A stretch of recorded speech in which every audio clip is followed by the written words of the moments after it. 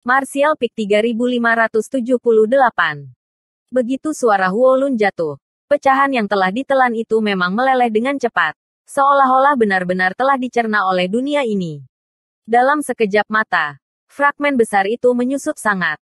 Dan saat jatuh, ukurannya juga menyusut dengan kecepatan yang terlihat dengan mata telanjang. Tapi setelah beberapa saat, mulut Huolun terbuka cukup lebar untuk mengepalkan tangan. Karena fragmen benua belum sepenuhnya meleleh, hanya sebagian kecil yang tersisa. Dan tidak peduli bagaimana orang melihatnya, itu tampak seperti sebuah kota. Sebuah kota. Huolun tidak bisa mempercayai matanya. Selama setahun terakhir ini, dia sudah terbiasa dengan pemandangan di depannya.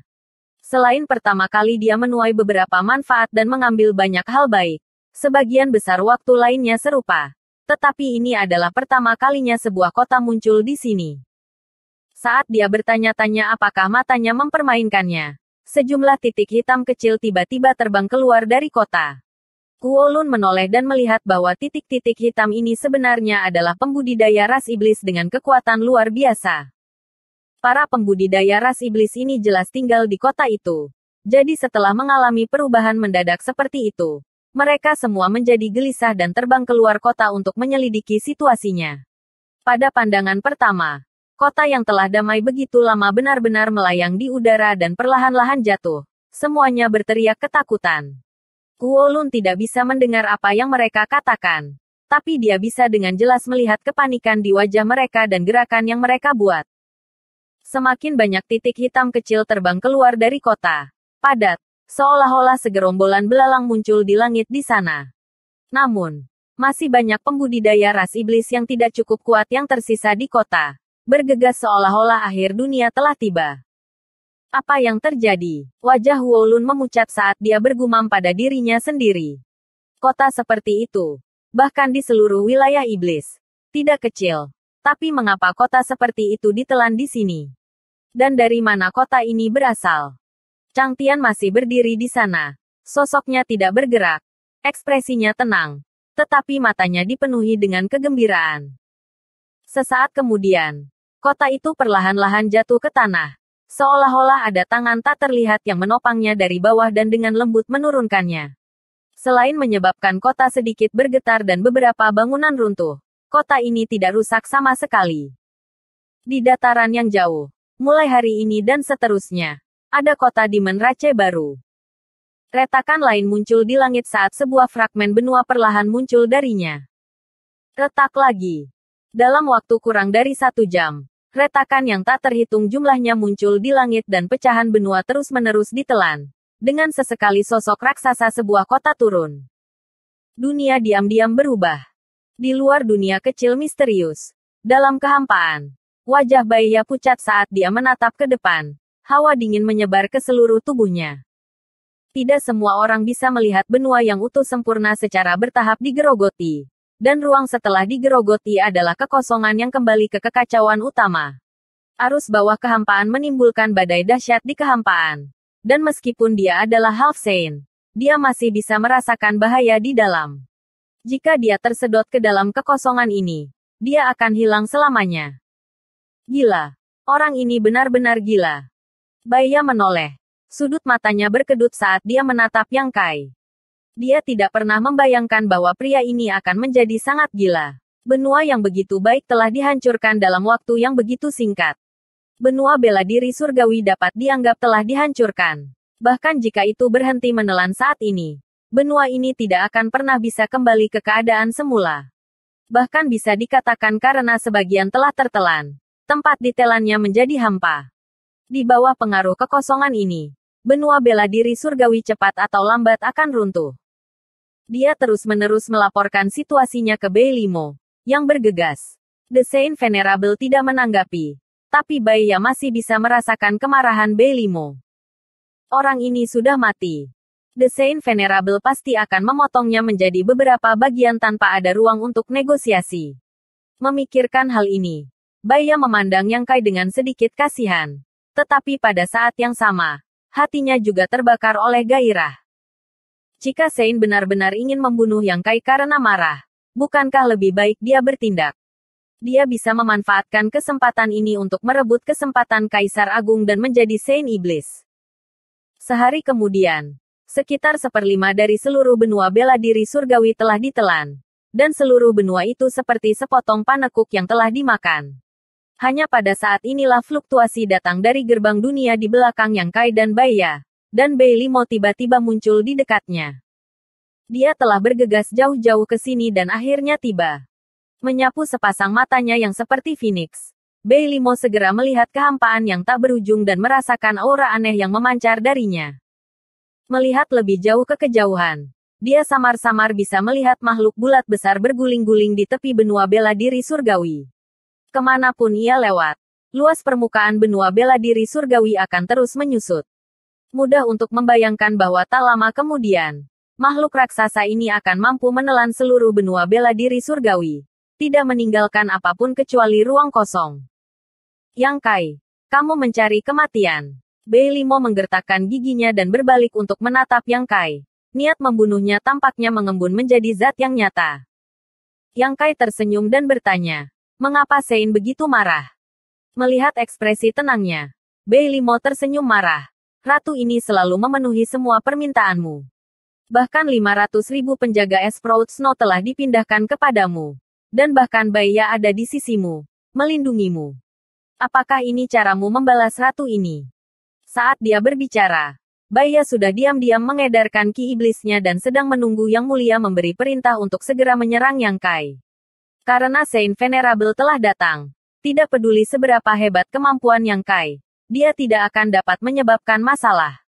Baiya sepertinya melihat tanah emas terbentang di bawah kakinya dan sedikit bersemangat.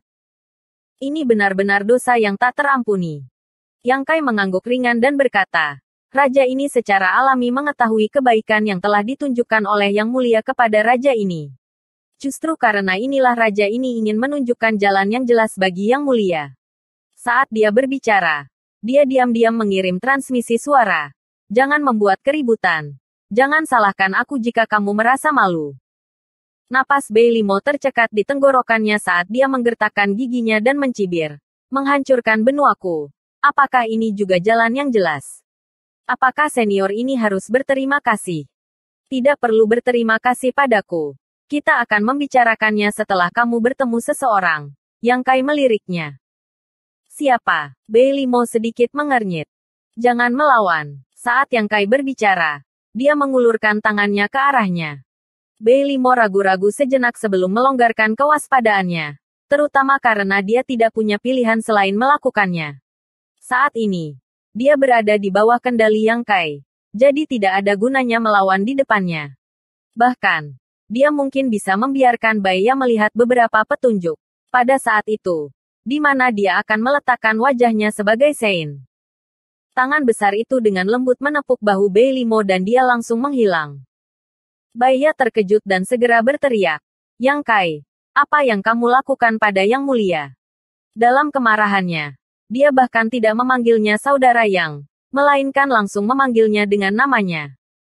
Yang Kai meliriknya dan berkata, Saudara Baiya, tolong tenang. Jika Saint Venerable tidak mau, menurut kamu apa yang bisa dilakukan kekuatan saya padanya? Mendengar ini, Baiya memikirkannya sejenak dan merasa itu masuk akal. Situasi barusan jelas bahwa Yang Mulia tidak menolak, mungkin berkomunikasi dengan Yang Kai tentang sesuatu, menyebabkan dia merasa bingung. Benua bela diri surgawi dalam keadaan seperti itu. Jadi mengapa Yang Mulia tidak segera menangkap Yang Kai dan malah sangat mempercayainya? Di dalam dunia kecil yang misterius, Chang Tian, yang mengamati perubahan di dunia, tiba-tiba mengerutkan kening dan menoleh, hanya untuk melihat sosok anggun muncul di belakangnya. Bei Limo, Chang Tian mengangkat alisnya. Chang Tian, Bei Limo melihat ke atas dan wajahnya tidak bisa membantu tenggelam. Pada titik ini, bagaimana mungkin dia tidak tahu siapa Yang Kai ingin dia temui? Dia telah lama mendengar bahwa bocah kecil ini memiliki hubungan yang baik dengan benua 100 roh, dan Chang Tian bahkan telah memberinya tunggangan sejak lama. Sekarang sepertinya ini benar. Bei, Huo Lun tercengang dan tidak bisa menyelesaikan kalimatnya. Jika itu hanya nama Bei Limo, Huo Lun tidak akan terlalu memikirkannya. Tetapi kuncinya adalah bahwa wanita berambut perak di depannya ini seperti yang dikatakan rumor. Dan dia benar-benar berani memanggil beri nama Chang Tian tepat di depan Tuan 100 benua roh. Di seluruh wilayah iblis, hanya ada satu orang dengan gambaran seperti itu. Salah satu dari 12 yang mulia. Raja Iblis Salju. Wolun merasa kepalanya pusing. Seorang Raja Iblis seperti dia. Tidak mudah untuk melihat Half Saint. Apalagi Demon Saint. Tetapi hanya beberapa hari yang lalu, Tuan dari benua 100 roh tiba-tiba muncul di depannya. Dan hari ini, Raja Iblis Salju lainnya telah muncul. Tempat terkutuk macam apa ini? Bagaimana itu bisa menarik begitu banyak tokoh hebat? Dalam kepanikannya, Huolun dengan cepat menundukkan kepalanya dan menyapa. Yang rendah hati ini menyapa yang mulia. Bei Limo hanya meliriknya. Bertanya-tanya mengapa ada Raja Iblis tingkat rendah mengikuti di belakang Chang Tian. Jadi dia tidak memperhatikannya lagi dan hanya bertanya dengan dingin. Mengapa kamu di sini? Di mana tempat ini? Baru saja, Yang Kai hanya menyuruhnya untuk mengendurkan perlawanannya. Dan kemudian dia tiba-tiba muncul di sini. Dia tidak menyangka Chang Tian muncul di depannya. Harus diketahui bahwa hubungan antara Saint Iblis dan Chang Tian tidak terlalu baik. Jadi Bei Limo tidak bisa menahan perasaan sedikit waspada. Bertanya-tanya apakah bocah kecil ini mencoba menggunakan Chang Tian untuk menyakitinya. Tetapi karena dia telah menanam merek jiwa di laut pengetahuannya, dia tidak perlu melakukannya. Kenapa Nyonya ada di sini?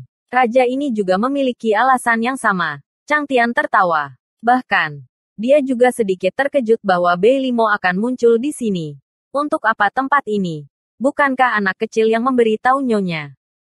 Bei Limo dengan dingin mendengus. Bocah kecil itu tidak mengatakan apa-apa. Memutar kepalanya untuk melihat sekeliling. Melihat tidak ada orang lain di sini. Dia bertanya dengan curiga. Di mana bajingan itu?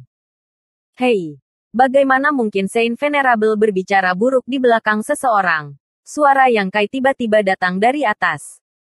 Apa yang harus diperhatikan oleh senior ini? Wajah Bei Limo dipenuhi dengan kemarahan saat dia melepaskan Divine Sense-nya. Tetapi dia masih tidak dapat menemukan jejak Yang Kai. Sambil menggertakkan giginya, dia berkata, keluar dari sini. Apa yang kamu coba lakukan dengan diam-diam? Bersambung.